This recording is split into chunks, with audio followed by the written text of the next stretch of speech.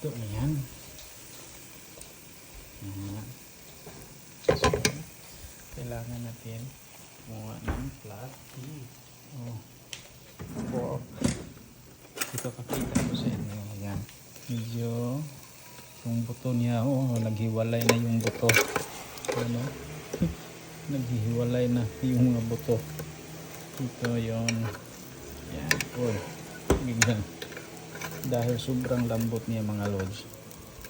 Yung buto niya humihiwalay na. Tapos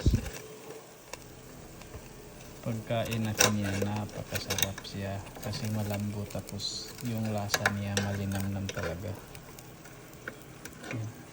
Yan, dito nyo makikita din yung so, kuha muna tayo na